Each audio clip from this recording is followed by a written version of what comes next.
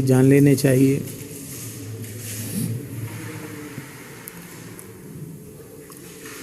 वैदिक सनातन धर्म की पवित्र परंपरा में समस्त धर्म शास्त्रों का सार सर्वस्व श्रीमद् भगवद गीता है। यह लघुकाय ग्रंथ अपने आप में परिपूर्ण है और मानव मात्र के कल्याण के लिए एक गीता ही पर्याप्त है। ऐसे श्रीमद् भगवद गीता में सभी विषयों की चर्चा हुई है, किंतु हम एक विशेष बात निवेदन करना चाहते हैं कि वे जितने भी उपदेश, ज्ञान योग, भक्ति योग, निष्काम कर्म योग, सांख्य योग आदि का उपदेश भगवान ने परम जिज्ञासु अर्जुन को किया है, उन सब का प्रयोजन, सबका उद्देश्य, सबका लक्ष्य एकमात्र यही है कि अत्यंत सहजता, सरलता पूर्वक जीव को भगवत प्राप्ति हो जाए। क्योंकि देव दुर्लभ मानव जन्म का साफल्य परमात्मा की अपरोक्षानुभूति में ही है, भगवान की अनुभूति हो। नायम देहो देह भाजाम नृलोके कष्टान कामान अर्हते बिडभुजाम ये तपो दिव्यम पुत्रका येन सत्वम शुद्धेद्यस्मात् ब्रह्म सौख्यम त्वनंतम।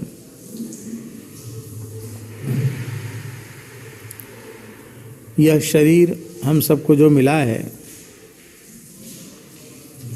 वह विष्टाभोजी सुअर कुत्ते आदि जिन भोगों को भोगते हैं उन भोगों को भोगने के लिए नहीं मिला है, दिव्य तप का अनुष्ठान करने के लिए मिला है, जिससे अंतःकरण की शुद्धि हो, शुद्ध अंतःकरण में ज्ञान भक्ति वैराग्य का प्रकाश हो और भगवत तत्व की अपरोक्षानुभूति हो, प्रत्यक्षानुभूति हो।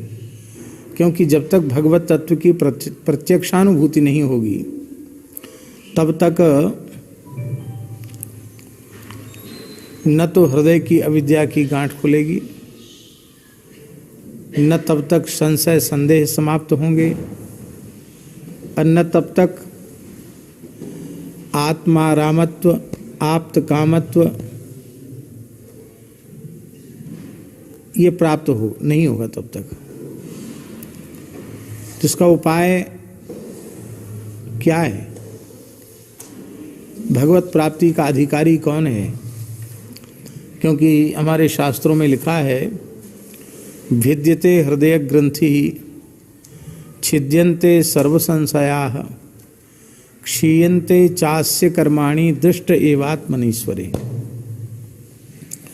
हृदय की अविद्या की गांठ छिन्न भिन्न हो जाती है, सारे संशय समाप्त हो जाते हैं जब उस भगवत तत्व की, श्री राम तत्व की, श्री कृष्ण तत्व की, श्री नारायण तत्व की प्रत्यक्षानुभूति होती है। तो अब उस प्रत्यक्षानुभूति का अधिकारी कौन? हम केवल इतनी सी बात गीता जी के माध्यम से रेखांकित करना चाहते हैं। और एक श्लोक इस समय हमारी जिह्वा पर आ रहा है या कहें हमारी स्मृति में आ रहा है, उसको हम निवेदन करते हैं। गच्छन्त्यमूढ़ाः पदमव्ययं तत् अव्ययं पदम अमूढ़ाः गच्छन्ति। उस अव्यय पद को, अव्यय माने जिसका कभी व्यय न हो, नाश न हो, ऐसे उस अक्षर पद को, परमात्मा के चरण कमल को, दिव्य वैकुंठ गोलोक साकेत को वह भाग्यशाली प्राप्त करता है। गच्छन्त्यमूढ़ाः तत् अव्ययम पदम अमूढ़ाः गच्छन्ति। अमूढ़ पुरुष ही उसे प्राप्त करते हैं। तो अमूढ़ कौन है? जिनमें मूढ़ता न हो, वे कौन हैं? अर्थात मूढ़ पुरुष उसे प्राप्त नहीं करते हैं। उस अव्यय पद की प्राप्ति के लिए हमें अमूढ़ होना पड़ेगा, क्योंकि मूढ़ को उसकी प्राप्ति संभव नहीं है। तो मूढ़ कौन है ये समझने पर अमूढ़ता की जो परिभाषा है वो स्पष्ट हो जाएगी। के मूढ़ा के अमूढ़ा, मूढ़ कौन है और अमूढ़ कौन है? तो यहाँ प्रत्येक पद में यह स्मरण करना है, निर्माण मोहा, निर्माण मोहा, जितसंग दोषा, अध्यात्म नित्या, विनिवृत्त कामा, द्वंद्वैर विमुक्ता, सुख दुख संज्ञैर गच्छन्त्यमूढ़ा पद्मव्ययन्तत्। ये च खलु निर्माणाः निर्मोहाः त एव अमूढ़ा। अमूढ़ कौन है? जो मान रहित हैं, मोह रहित हैं।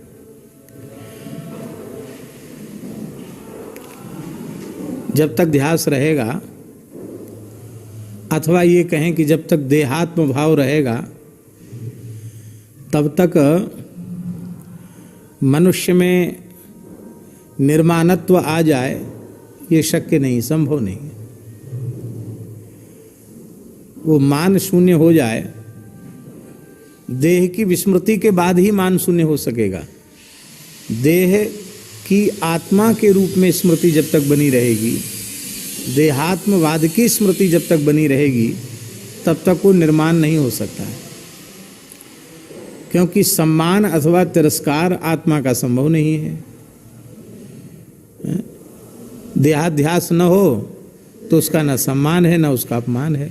देह का ही सम्मान है, देह का ही तिरस्कार है।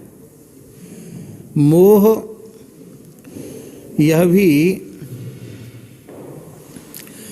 देहाध्यास के कारण ही उत्पन्न होता है। अर्जुन को मोह उत्पन्न हो गया क्योंकि उसके देह के संबंधी जो थे वह भ्रमवश देह को आत्मा मान बैठा और देह से संबद्ध संसार को मेरा मान बैठा, शरीर को मैं मान बैठा और शरीर से संबद्ध संसार को मेरा मान बैठा।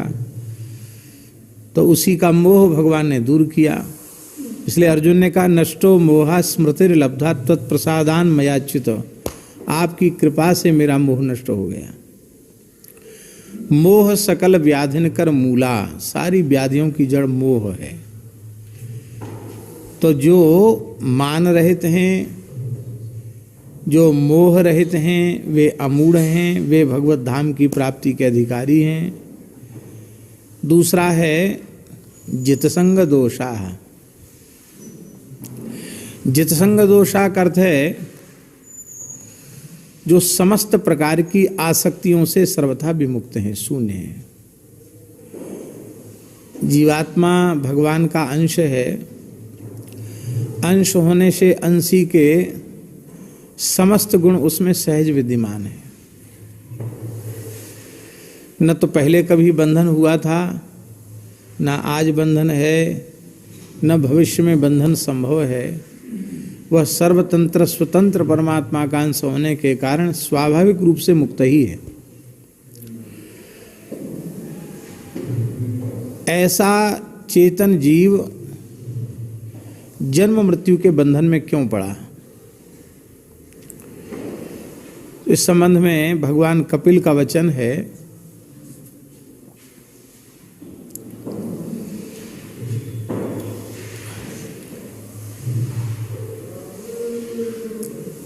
कि यह जीव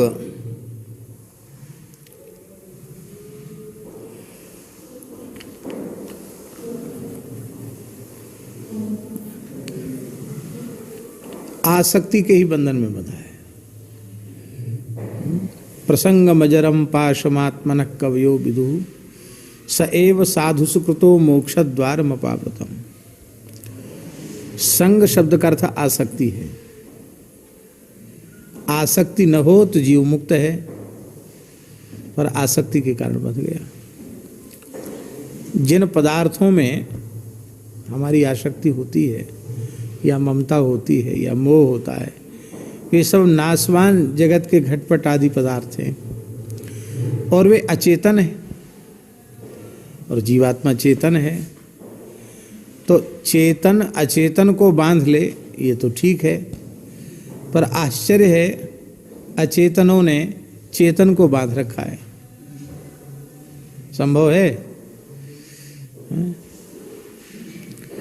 इसी को तुलसीदास जी ने कहा, जड़ चेतन ही ग्रंथि परि गई, जदपि मृषा छूटत कठिनई।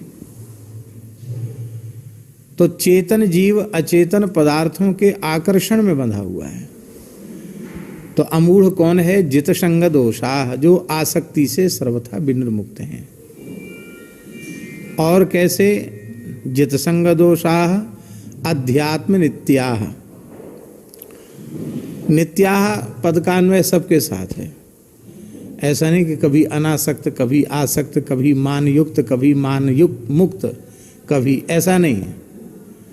कहीं मोह रहित, कभी मोह युक्त, ऐसा नहीं। नित्य, ये सब नित्य होना चाहिए। नित्य अभिमान शून्य है, नित्य मोह रहित, नित्य आसक्ति रहित और अध्यात्म नित्य। अध्यात्म शब्द का बहुत सरल, आत्मनि अधि इति अध्यात्मम। आत्मनि अधि, आत्मा में जो स्थित है उसको अध्यात्म कहते हैं। आत्मा शब्द का अर्थ परमात्मा ही है, क्योंकि अयम आत्मा ब्रह्म।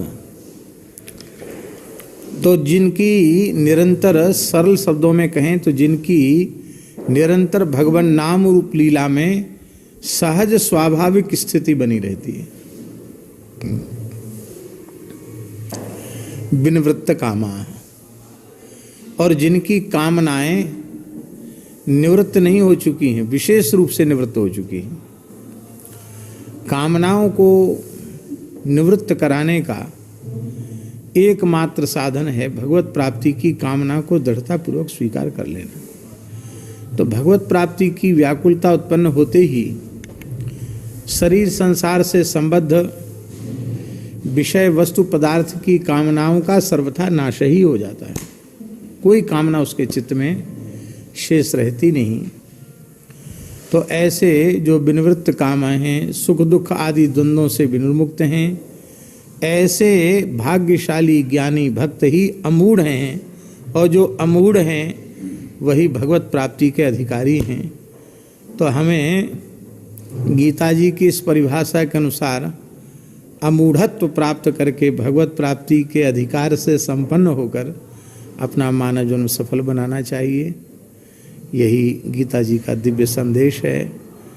आचार्य श्री सुधांशु जी को और डॉक्टर श्री सप्तर्षि मिश्र जी को और उनकी पूरी मंडली को हम खूब खूब धन्यवाद साधुवाद देते हैं। इसी प्रकार से पवित्र कार्य राष्ट्र और समाज के हित के करते रहें। गो ब्राह्मणेभ्यः शुभमस्तु नित्यं, लोकाः समस्ताः सुखिनो भवन्तु। नारायण नारायण।